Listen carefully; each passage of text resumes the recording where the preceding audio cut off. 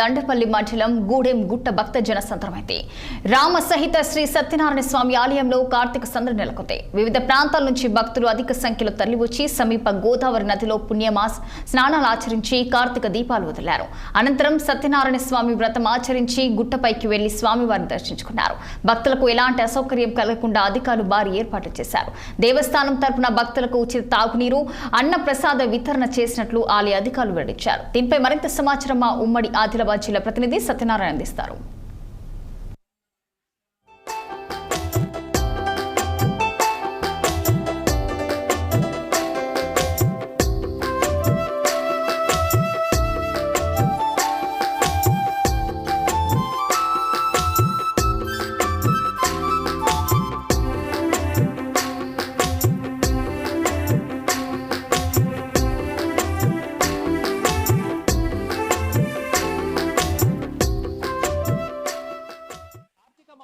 కార్తీక మాసం పురస్కరించుకొని తెలంగాణలోని అన్నవరంగా ప్రసిద్ధిగాంచిన శ్రీ రమా సహిత సత్యనారాయణ స్వామి ఆలయం.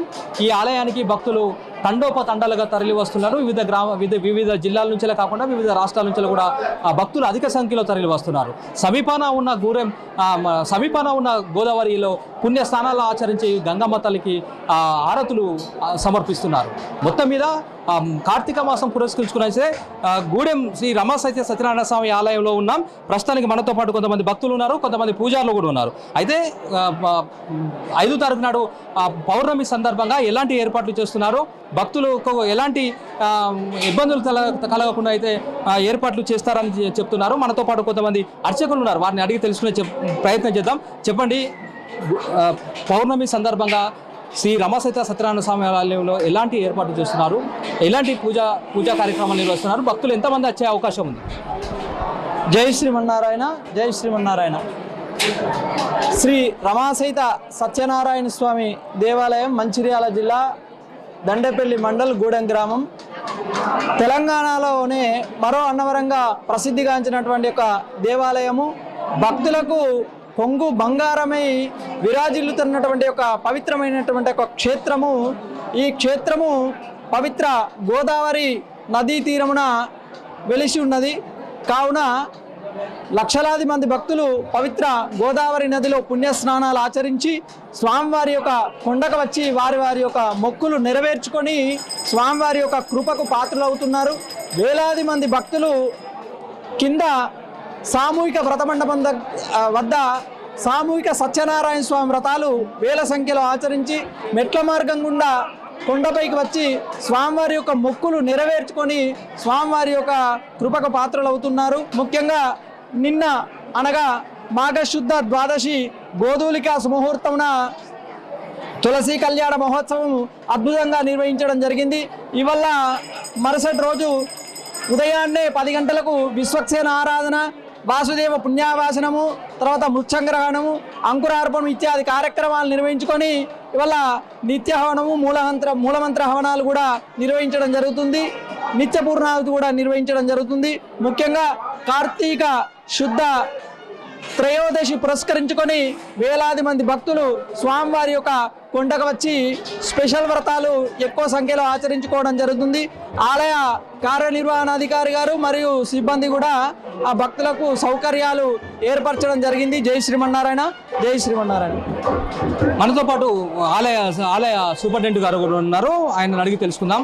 ఎలాంటి ఏర్పాట్లు చేశారు, భక్తులకు ఎలాంటి ఇబ్బందులు కలగకుండా ఎలాంటి ఏర్పాట్లు చేశారు, సమీప గోదావరి నది తీరాన కూడా ఏమైనా ఏర్పాట్లు చేశారు?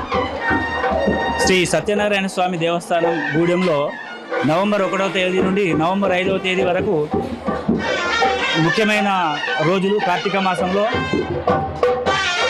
5వ తేదీ కార్తీక పౌర్ణమి సందర్భంగా సుమారు 1,00,000కు పైగా భక్తులు విచ్చేస్తారని చెప్పి అంచనా వేయడం జరిగింది. ఈ సందర్భంగా వచ్చే భక్తుల సౌకర్యార్థమై మన మంచిర్యాల శాసనసభ్యులు గారి ఆదేశాల ప్రకారంగా గత సంవత్సరం కంటే ఎక్కువ ఏర్పాటు చేయాలని చెప్పారు. కార్తీక పౌర్ణమి రోజు కూడా ఎంతమంది వచ్చినా భక్తులందరికీ సరిపోయే విధంగా అన్నదానము, మంచినీటి సౌకర్యం కూడా ప్రత్యేకంగా ఏర్పాటు చేస్తున్నాం. ఈ సందర్భంగా కార్తీక పౌర్ణమి రోజు భక్తులు అధిక సంఖ్యలో విచ్చేసి స్వామివారి సత్యనారాయణ స్వామి వ్రతాలు మరియు దర్శనాలు చేసుకొని పునీతులు కావాల్సిందిగా కోరుచున్నాము.